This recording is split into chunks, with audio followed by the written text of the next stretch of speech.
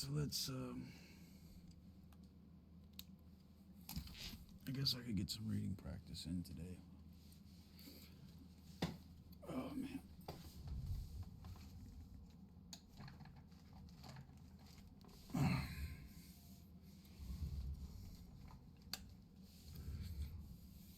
Not a lot of good lighting opportunities here. Where'd I leave off?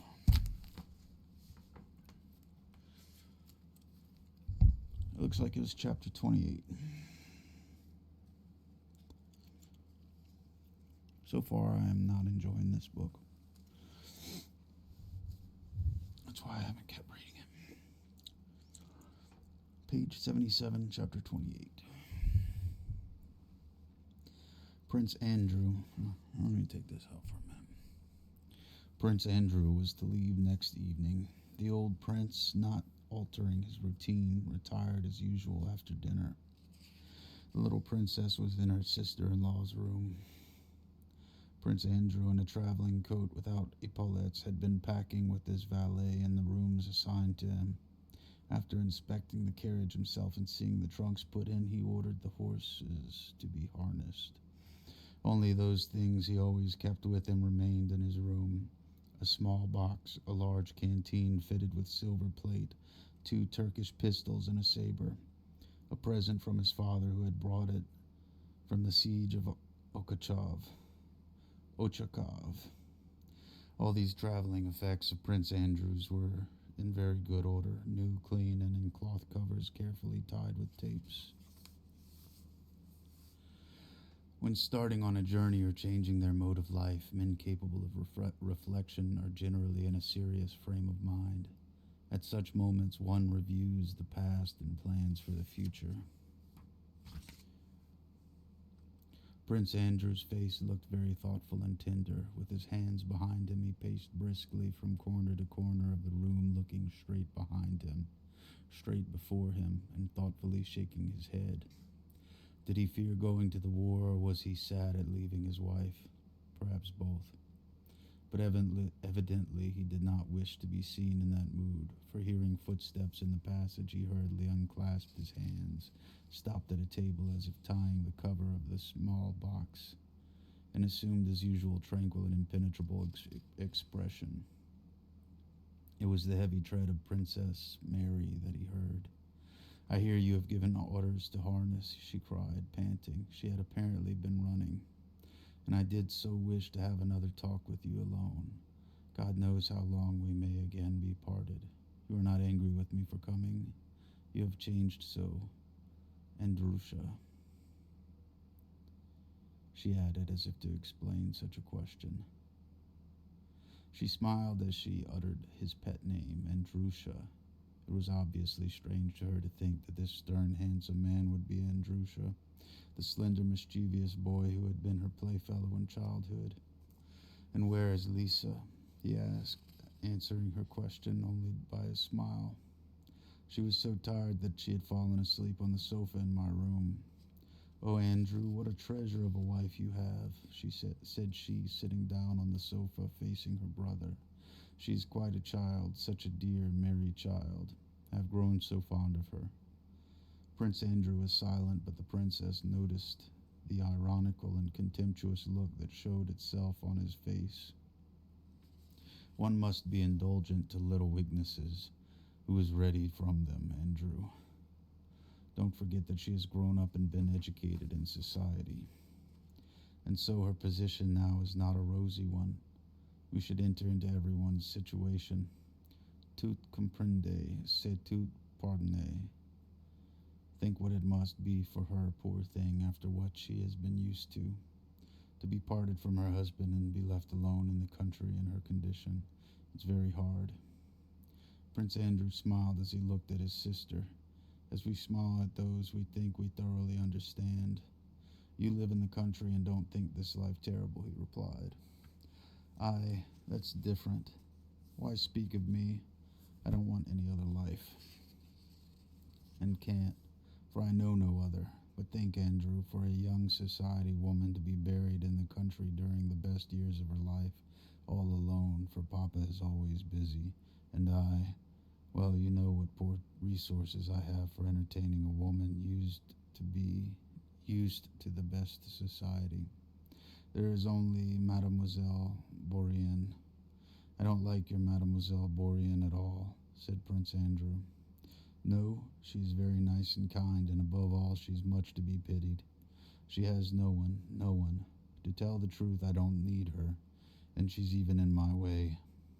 You know I always was a savage, and now I'm even more so. I like being alone. Father likes her very much. She and Michael Ivanovich are the two people to whom he is always gentle and kind, because he has been a benefactor to them both. As Sterne says, we don't love people so much for the good they have done us as for the good we have done them. Father took her when she was homeless after losing her own father. She's very good natured, and my father likes her way of reading. She reads to him in the evenings and reads splendidly. To be frank, Mary, I expect Father's character sometimes makes things trying for you, doesn't it? Prince Andrew asked suddenly. Prince Mary was first surprised and then aghast at this question. For me? For me? Trying for me? Said she. He always was rather harsh, and now I should think he's getting very trying, said Prince Andrew, apparently speaking lightly of their father in order to puzzle or test his sister. You are good in every way, Andrew, but you have a kind of intellectual pride, said the princess, following the train of her own thoughts rather than the trend of the conversation, and that's a great sin. How can one judge father? But even if one might, what feeling except veneration could such a man as my father evoke? And I am so contented and happy with him. I only wish you were all as happy as I am. Her brother shook his head incredulously. The only thing that is hard for me, I will tell you the truth, Andrew, is father's way of treating religious subjects. I don't understand how a man of his immense intellect can fail to see what is as clear as day and can go so far astray. That is the only thing that makes me unhappy. But even in this, I can see lately a shade of improvement. His satire has been less bitter of late, and there was a monk he received and had a long talk with. Ah, my dear, I'm afraid you and your monk are wasting your powder, said Prince Andrew, banteringly yet tenderly. Ah, mon ami, I only pray and hope that God will hear me, Andrew, she said timidly after a moment's silence. I have a great favor to ask of you. What is it, dear? No. Promise that you will not refuse. It will give you no trouble and is nothing unworthy of you, but it will comfort me. Promise, Andrusha, and she, putting her hand in her reticule, but not yet taking out what she was holding inside it, as if what she held were the subject of her request and must not be shown before the request was granted. She looked timidly at her brother. Even if it were a great deal of trouble, answered Prince Andrew, as if guessing what it was about.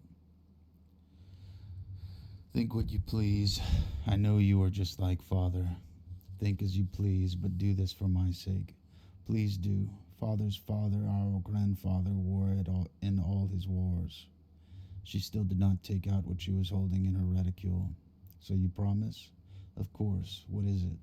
Andrew, I bless you with this icon, and you must promise me you will never take it off. Do you promise? If it does not weigh 100 weight and won't break my neck. To please you, said Prince Andrew. But immediately, noticing the painful expression his joke had brought to his sister's face, he repented and added, I am glad, really, dear, I am very glad. Against your will he will save and have mercy on you and bring you to himself, for in him alone is truth and peace. And she, in a voice trembling with emotion, solemnly holding up in both hands before her brother a small oval antique, dark-faced icon of the Savior in a gold setting on a finely wrought silver chain. She crossed herself, kissed the icon, and handed it to Andrew. Please, Andrew, for my sake. Rays of gentle light shone from her large, timid eyes. Those eyes lit up the whole of her thin, sickly face and made it beautiful.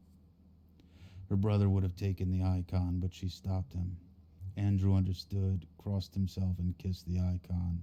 There was a look of tenderness, for he was touched, but also a gleam of irony on his face.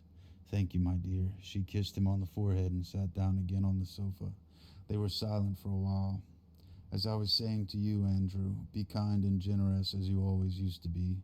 Don't judge Lisa harshly," she began. "She is so sweet, so good-natured, and her position now is a very hard one.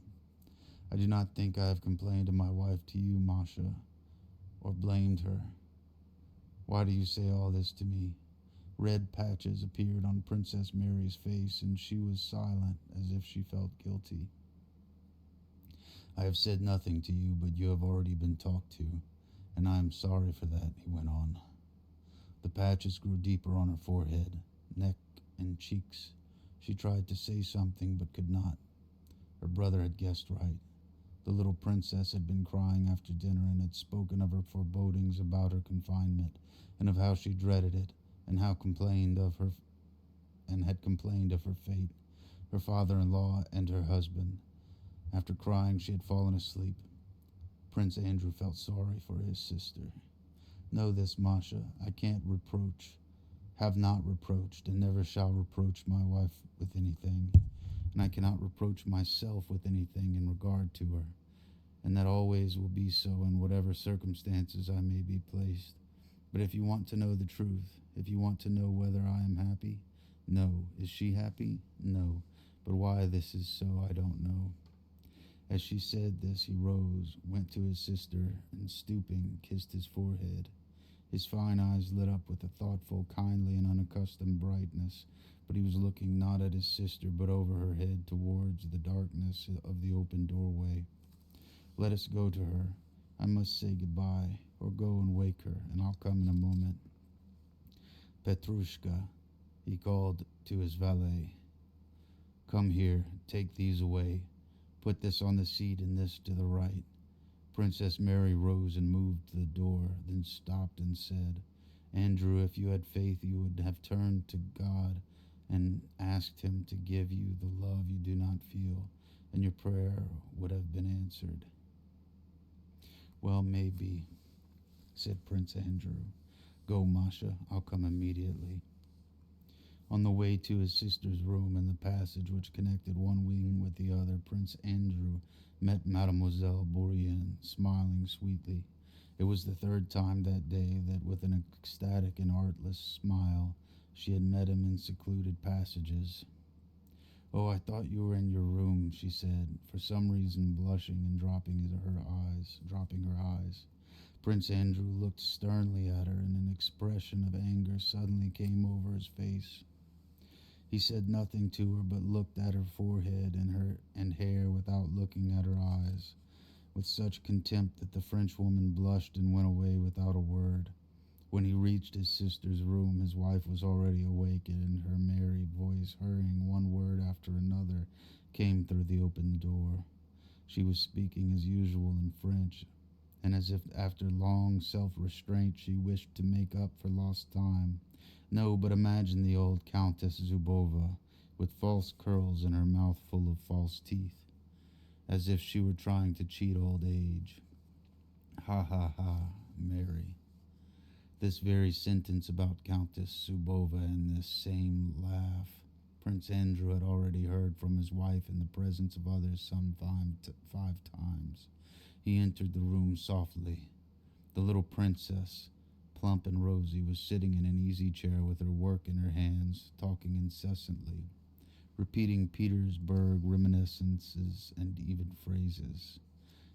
Prince Andrew came up, stroked her hair, and asked if she felt rested after their journey. She answered him and continued her chatter. The coach with 6 horses was waiting at the porch. It was an autumn night, so dark that the coachman could not see the carriage pole. Servants with lanterns were bustling about in the porch. The immense house was brilliant with lights shining through its lofty windows. The domestic serfs were crowding in the hall, waiting to bid goodbye to the young prince. The members of the household were all gathered in the reception hall. Michael Ivanovich, Mademoiselle Bourienne, Princess Mary, and the little princess. Prince Andrew had been called to his father's study as the latter wished to say goodbye to him alone. All were waiting for them to come out. When Prince Andrew entered the study, the old man in his old age spectacles and white dressing gown, in which he received no one but his son, sat at the table writing. He glanced round. Going? And he went on writing. I've come to say goodbye. Kiss me here, and he touched his cheek. Thanks, thanks. What do you thank me for? For not dilly-dallying and not hanging to a woman's apron strings. The service before everything. Thanks, thanks. And he went on writing, so that his quill spluttered and squeaked. If you have anything to say, say it. These two things can be done together, he added. About my wife. I am ashamed as it is to leave her on your hands. Why talk nonsense? Say what you want. When her confinement is due, send to Moscow for her accouche. Let him be here. The old prince stopped writing and, as if not understanding, fixed his stern eyes on his son. I know that no one can help if nature does not do her work, said Prince Andrew, evidently confused. I know that out of 1,000,000 cases, only one goes wrong. But it is her fancy and mine. They have been telling her things. She has had a dream and is frightened. Muttered the old prince to himself, finishing what he was writing. I'll do it. He signed with a flourish and suddenly turned to his son. Began to laugh.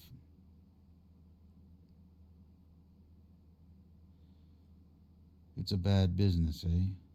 What is bad, father? The wife, said the old prince, briefly and significantly. I don't understand, said Prince Andrew. No, it can't be helped, lad, said the prince. They're all like that. One can't unmarry. Don't be afraid, I won't tell anyone. But you know it yourself. He seized his son by the hand with small bony fingers, shook it, looked straight into his son's face with keen eyes which seemed to see through him, and again laughed his frigid laugh. The son sighed, thus admitting that his father had understood him. The old man continued to fold and seal his letter, snatching up and throwing down the wax, the seal, and the paper, with his accustomed rapidity. What's to be done? She's pretty. I will do everything. Make your mind easy, said he in abrupt sentences while sealing the letter. Andrew did not speak. He was both pleased and displeased that his father understood him. The old man got up and gave the letter to his son.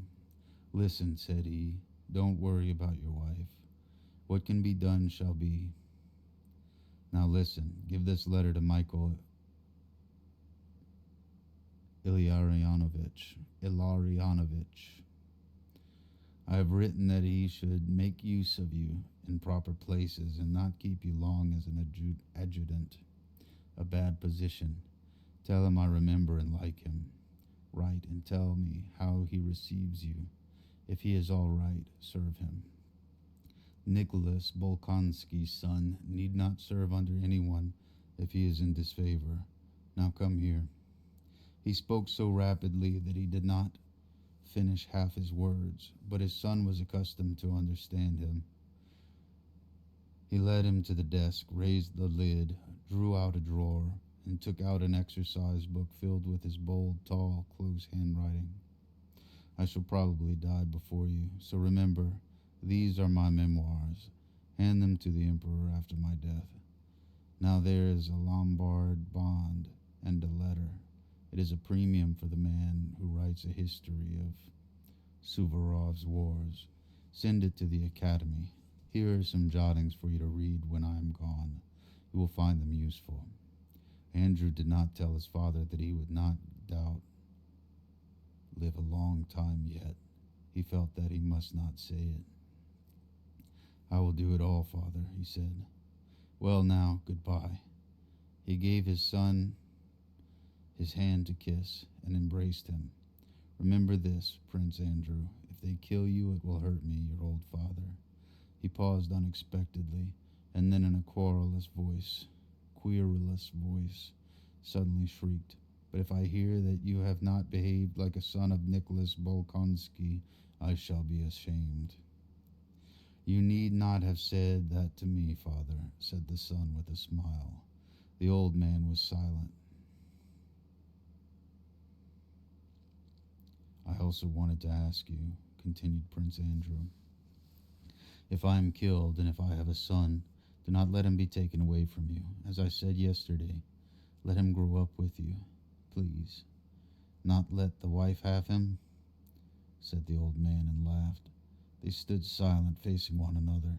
The old man's sharp eyes were fixed straight on his son's. Something twitched in the lower part of the old prince's face. "We said goodbye. Go," he suddenly shouted in a long, angry voice, opening his door. "What is it? What?"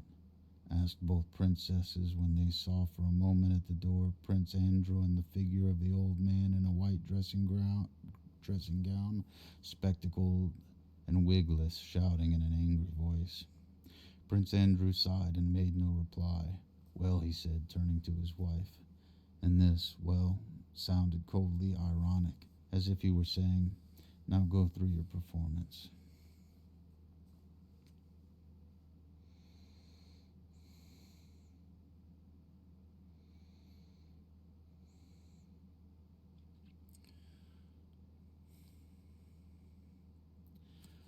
"Andrew, already," said the little princess, turning pale and looking with dismay at her husband. He embraced her. She screamed and fell unconscious on his shoulder. He cautiously released the shoulder she leant on, looked into her face, and carefully placed her in an easy chair. "Adieu, Mary," and he gently to his sister, taking her by the hand and kissing her, and then he left the room with rapid steps. The little princess lay in the armchair, Mademoiselle Bourienne chafing her temples. Princess Mary, supporting her sister-in-law, still looked with her beautiful eyes full of tears at the door through which Prince Andrew had gone, and made the sign of the cross in his direction. From the study, like pistol shots, came the frequent sound of the old man angrily blowing his nose. Hardly had Prince Andrew gone when the study door opened quickly, and the stern figure of the old man in the white dressing gown looked out. "Gone? That's all right," said he, and looking angrily at the unconscious little princess, he shook his head reprovingly and slammed the door.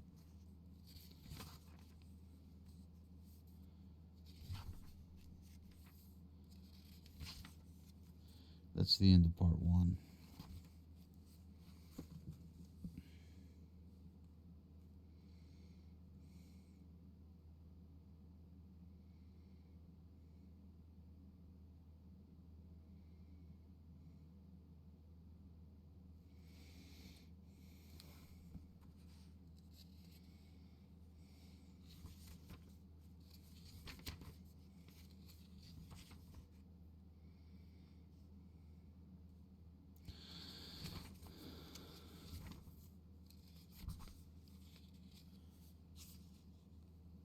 Let's see, that was chapter...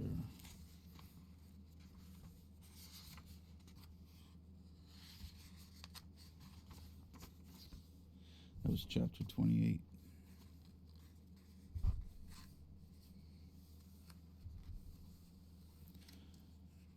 So far, I can't say that I've enjoyed reading this particular book.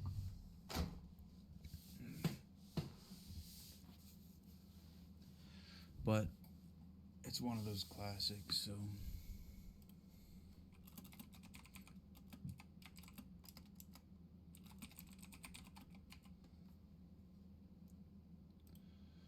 It's one of those classics, so I'm going to give it a shot. Part of my cognitive rehabilitation.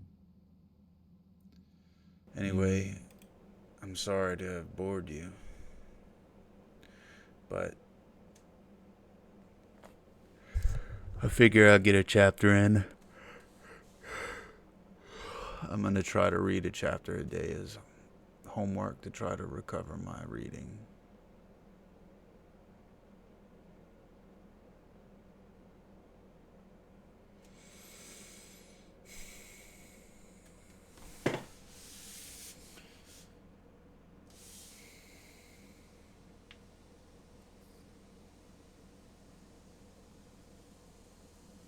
Yeah, I figure if I just keep at it, eventually I'll enjoy reading again. I used to read quite a bit. I used to enjoy it quite a bit. I haven't done that in a while.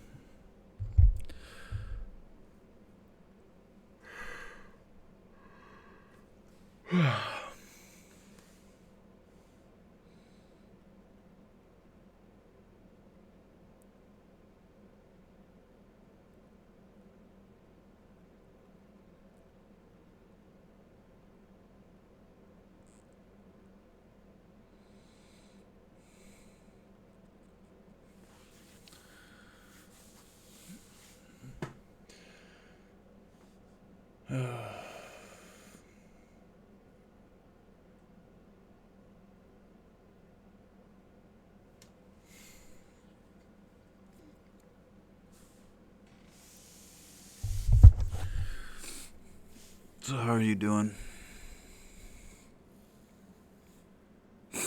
I even have 0 followers now.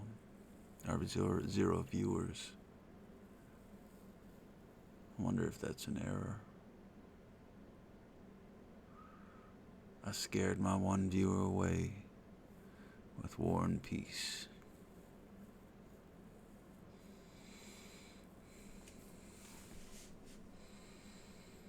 It's 1:42 a.m. There's a good chance I'm not going to fall asleep anytime soon. I probably need to do my training, but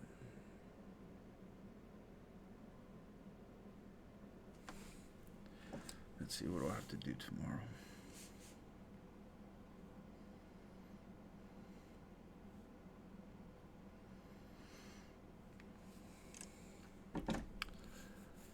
I don't know. I might just go and watch some YouTube or something.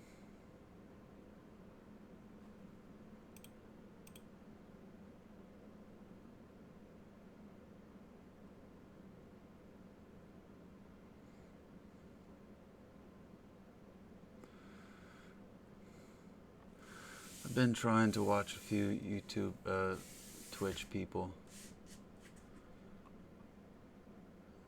But I've been kind of tired, so I'm trying not to look at anybody with their titties out, for one. Because that's just porn. And it also depends on the game, whether it's interesting to watch or not. Then after that, it's just whether the personality is interesting or not. I found one person who's not awful. But I don't want to spend too much time in their channel.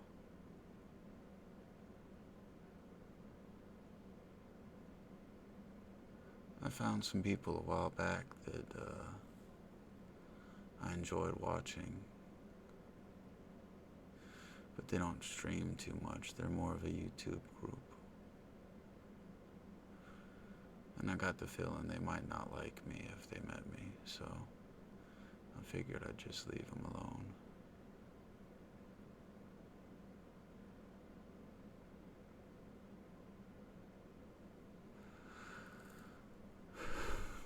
Yeah, I need to force myself to exercise. It's not hard, but it does cause a lot of soreness.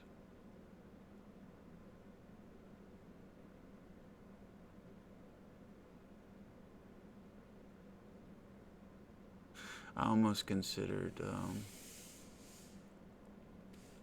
finding one of those multiplayer pickup group games, like Lethal Company or something, or Arc Raiders or something, but it just doesn't. I just don't know if I can do the pickup groups anymore. I spent a lot of time in World of Warcraft with pickup groups, and they're never fun. And, generally, the only way that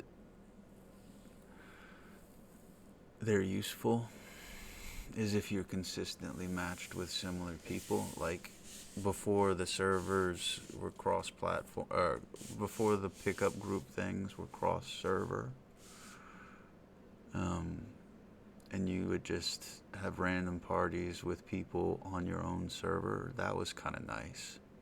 Because you might find yourself playing with someone that you'll see running across the plains or something. And it's kind of nice. I met some friends like that, and it's probably because of that I don't really want to do pickup games anymore. It's just kind of, I feel like I'm getting too old to play with strangers. But everybody's a stranger, so lots of interesting looking people. But on principle, I don't want to watch any videos of anybody that have their titties out because, I mean, there's only one thing on my mind when a woman has her titties out, to be honest. And I'm trying to avoid that kind of thing in my heart.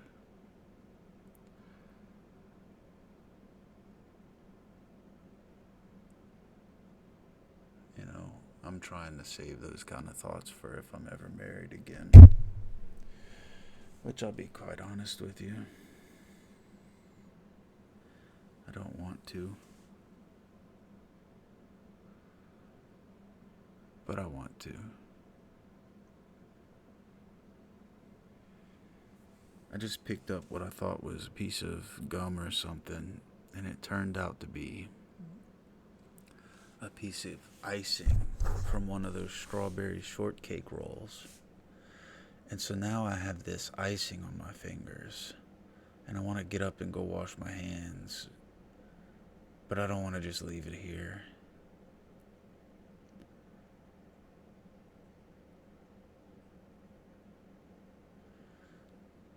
I guess I will.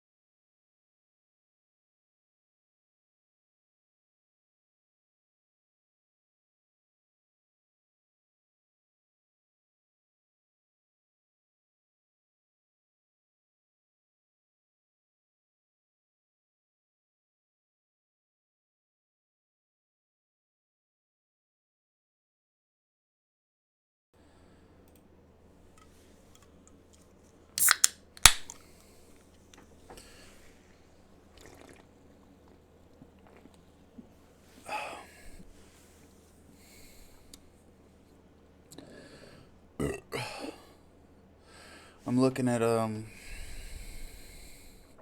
let's see. Let's see what games people are watching these days. See if maybe there's something I want to play. Let's see. Sort by viewers, high to low.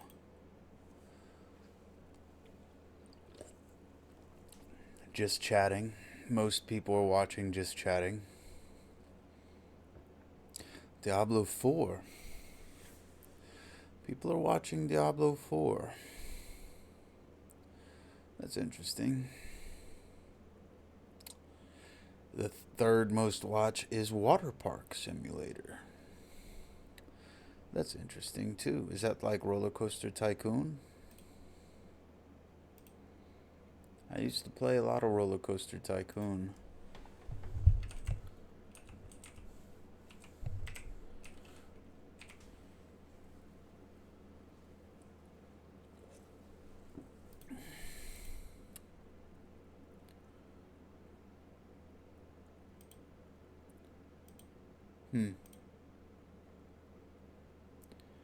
That's not the one.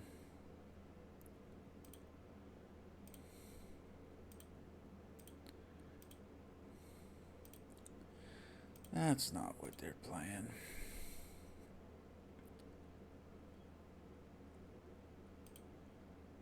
Wow, that's quite an impressive little game.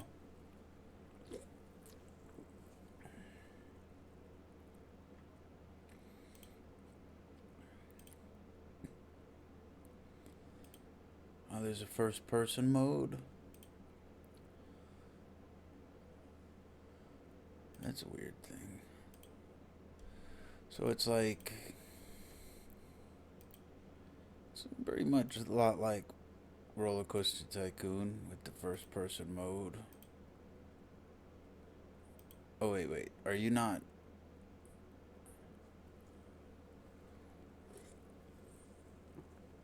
Are you not building the water park? Yeah, you're building the water park.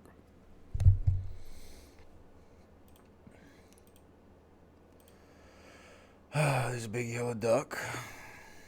My brother.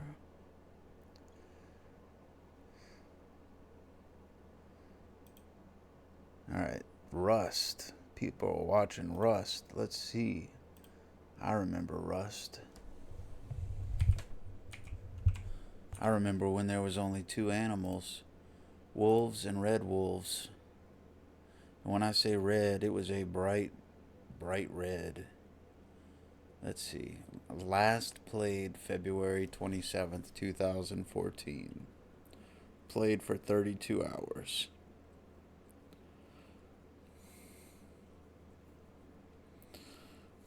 Yeah, that was before,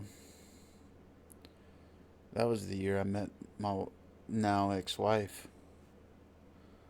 I was still playing games with a dude I used to enjoy the friendship of. And that's not an allegory for homosexuality. I just didn't know how to say he's my friend. Or he was my friend, but he doesn't answer my calls anymore. So I don't consider him a friend anymore. But yeah, he got me into it.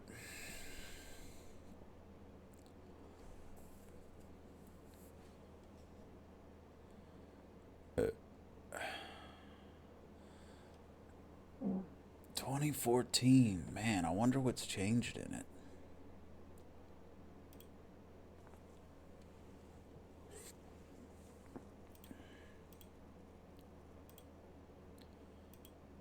I wonder how much, how hard it is to get anything done in that game. I know it was pretty much a PvP free-for-all. Yeah, they got underwater. Man, they got a lot of stuff, don't they? Wow. That's impressive. They've added quite a bit in 12 years.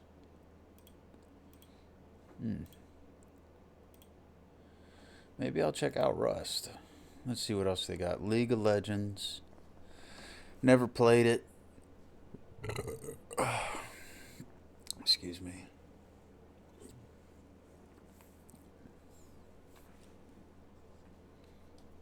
Grand Theft Auto 5. I played it a little bit. They did it's it's pretty well done. I mean, it's a AAA game. The graphics are amazing. The camera, probably the thing that I think is most impressive is the camera work while driving. Um, I'm an old adult with a child now, so I'm not really got time to play Grand Theft Auto.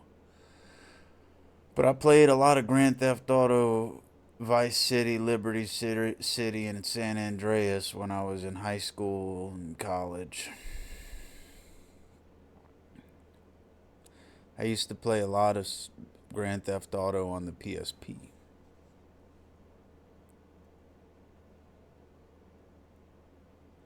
Valorant, I guess that's another one of those free shooter kind of play my game and buy skins kind of games. Then there's IRL. Tamagotchi Life, man. People are checking out Tamagotchi Life.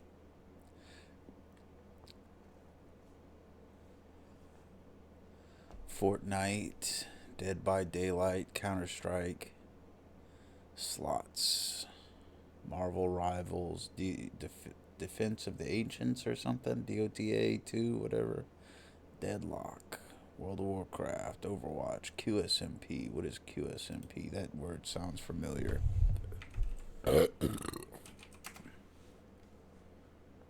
Quackity's Survival Multiplayer.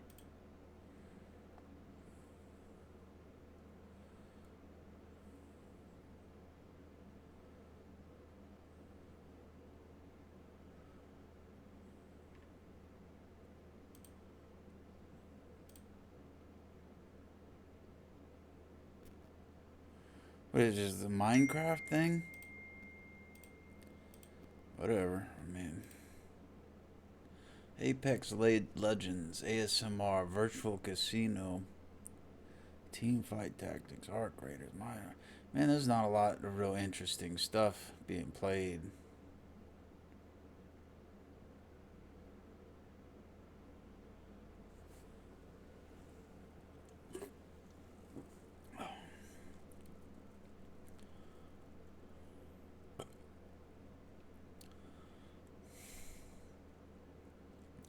RuneScape.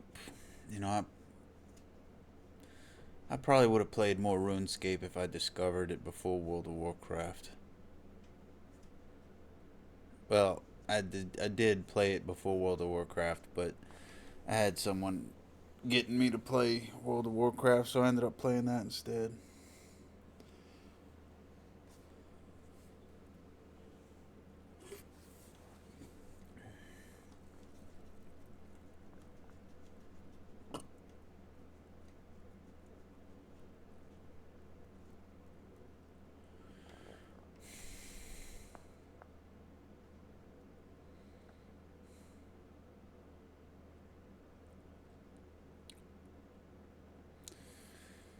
Yeah.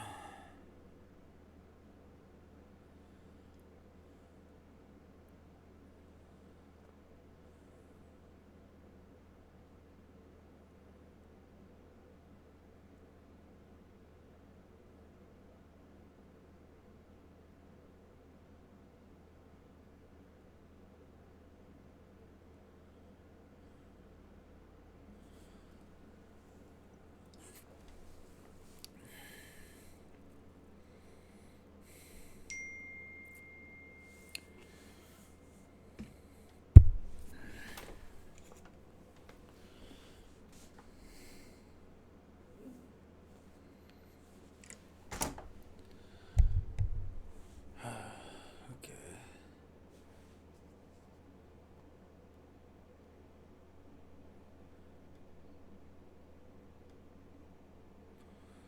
I mean, don't get me wrong. I think these games are interesting,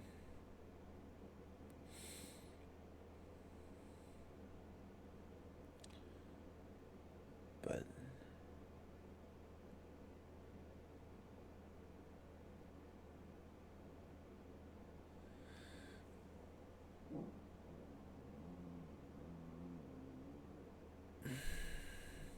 There's not that many people actually viewing games. And most of them are watching the same games.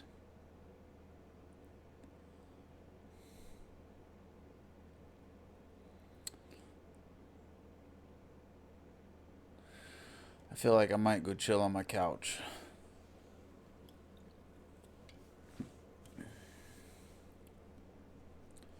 And see what I can do at console. I was thinking about picking up Crimson Desert. But with my ability to hold attention on a game,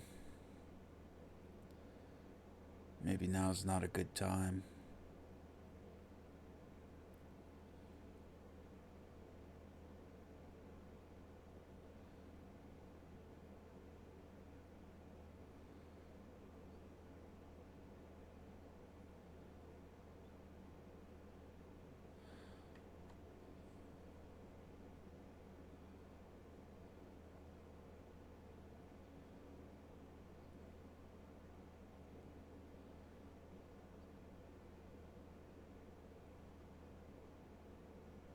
So there's only like a few people that even get viewed, and that's why all the channels are what they are, huh?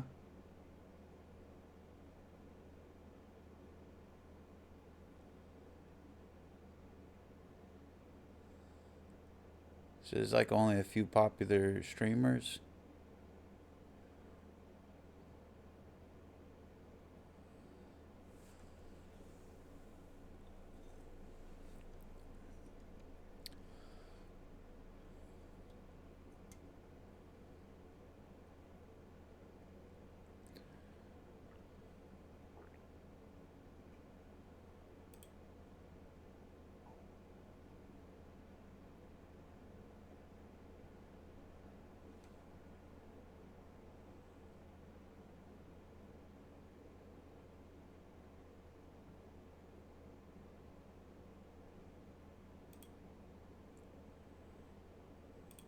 Huh.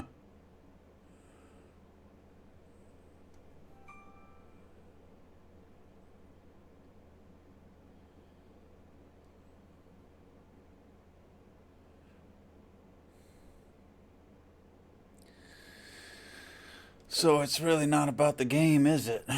Certain people just like certain people, and that's what games get watched.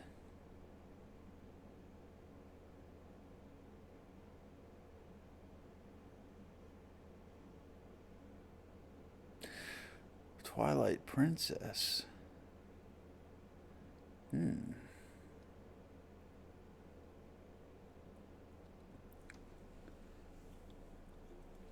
What a delicious Barks root beer.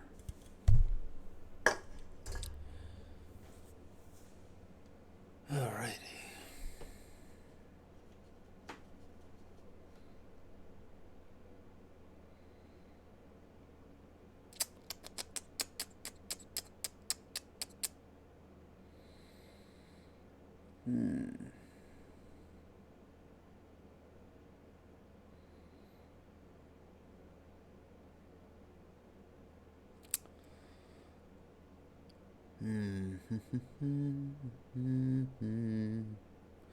Heroes of Might and Magic. A lot of really good. Someone streaming Ocarina of Time?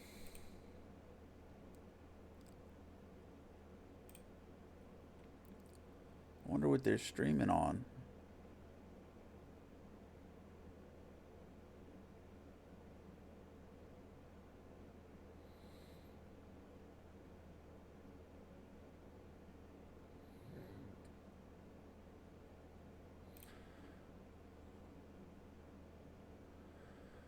That was one of my favorite games.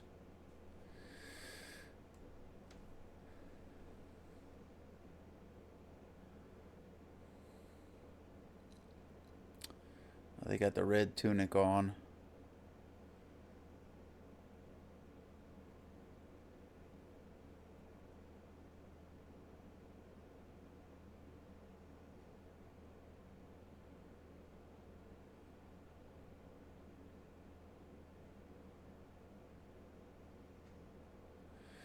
I'm hoping for like a legitimate HD upgrade of Ocarina of Time. I do I do love some Zelda.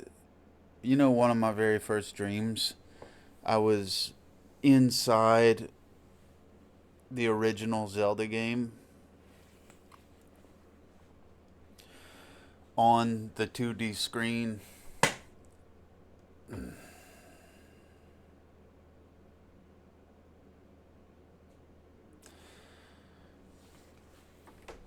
I used to run around dressed up as Link as a little boy.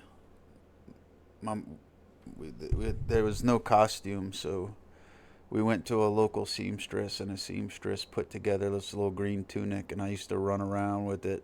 Before Link came out, I used to run around in a Peter Pan costume with a knife in my belt,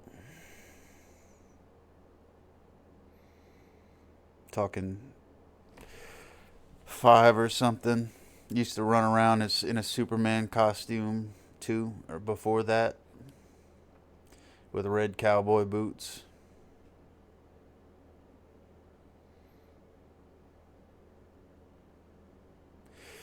So yeah, I do love Zelda. Black Myth Wukong.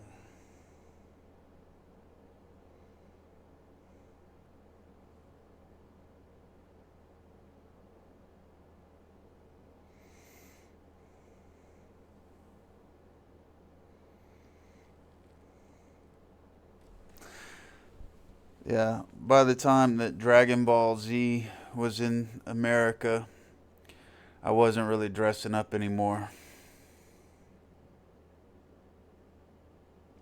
But you can rest assured that if I had been in a dress up phase whenever I was watching Dragon Ball Z, I probably would have been doing everything I could to dress up like Goku, for sure.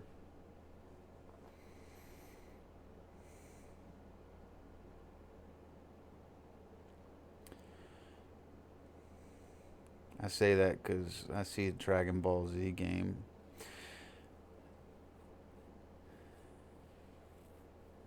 A lot of good games. Lots of games with 1,000 viewers. I guess any game where you got enough people to talk to you. Excuse me. I guess any game where you have enough people to chat with is a good enough amount of viewers, right? Because isn't that the whole point of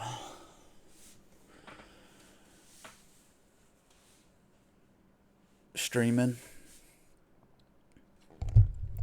To play games with friends, make new friends. So I guess if you got a solid stream of viewers, I bet having 10 regulars would feel like you were amazingly popular. Probably more than that. It would be hard to keep up with the chat.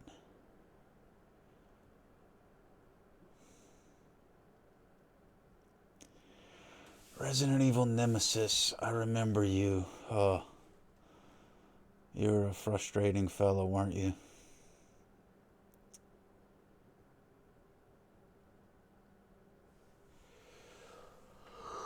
I don't know. I for sure I need to do my exercises, or my life is a waste. If I don't exercise, does my life really mean anything?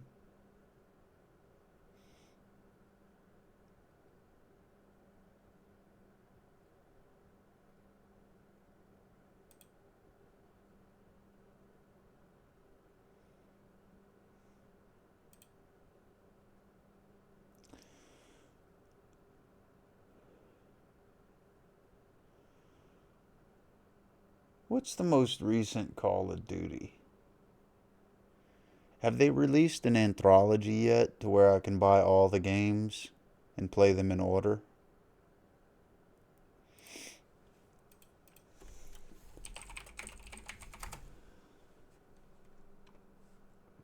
Because there's the Call of Duty thing in Steam, but it's not the original Call of Duty. So can I even get the original Call of Duty on Steam?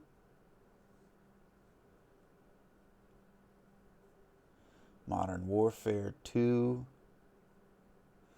Jeez, 2009.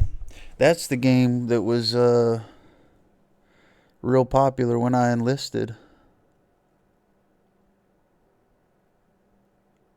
I'm pretty sure, because I enlisted in 2010.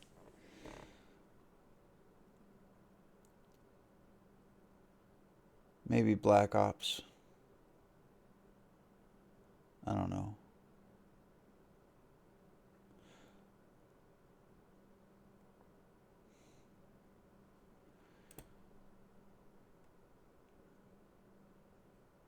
I wouldn't mind like a Call of Duty collection, and I could play through all of them like a marathon.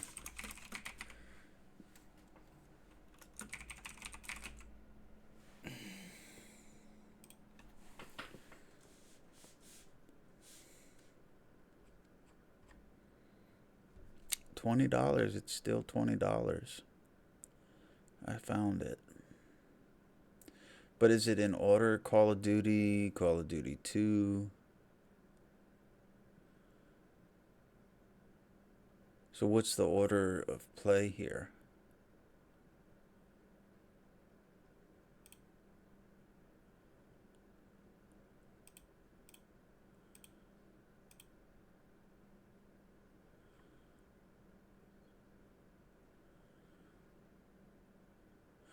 Oh, the whole franchise, Call of Duty franchise bundle is $908.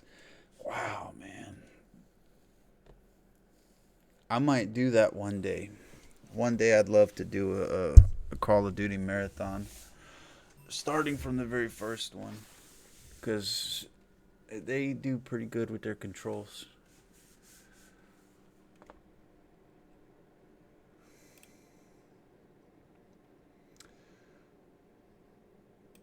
Crimson Desert. I can't decide if I want to play Crimson Desert on PC or console.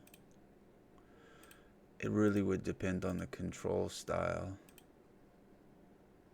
So what do you think? Which one is it better for? Console or keyboard and mouse?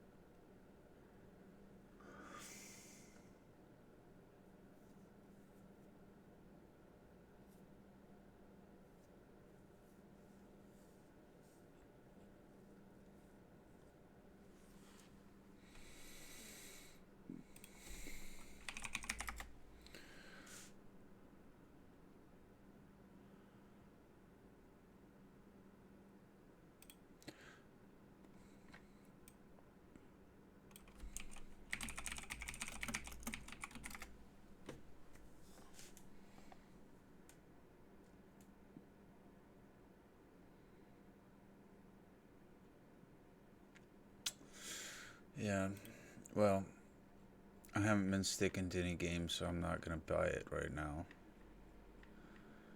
What I'm gearing myself toward is, it might be fun.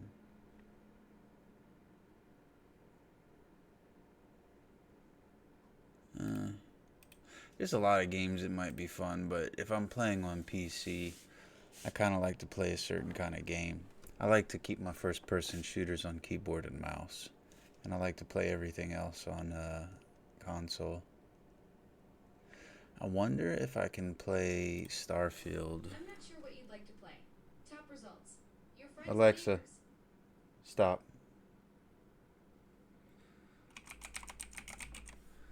That was unnerving.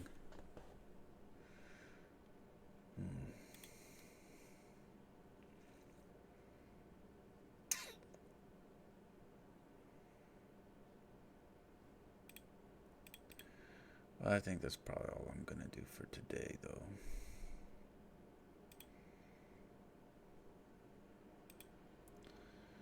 But it certainly has been a fun time.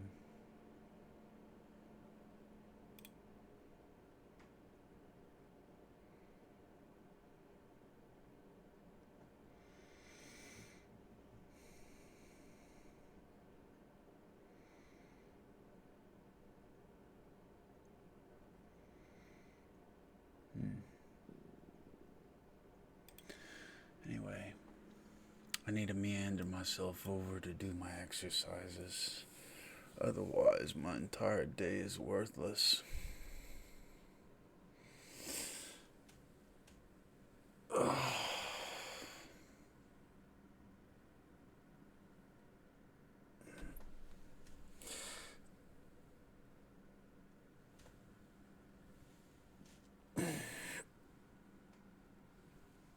Alright.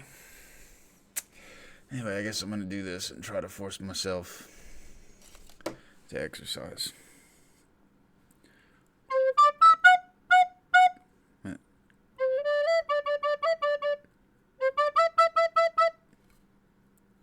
Yeah, I still don't know how to play music. I bought this thing in the hopes that it would be simple enough for me to learn music. When I say music, I'm talking about notes and things.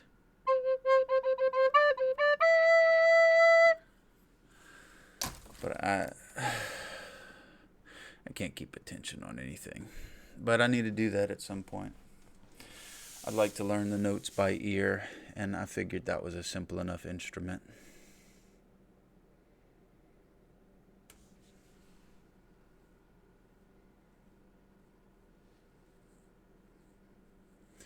Anyway, it's time for me to do PT. So I'm going to go watch some YouTube videos of some people who are better at YouTube and streaming than me. Maybe they'll inspire me to be a little bit better, huh?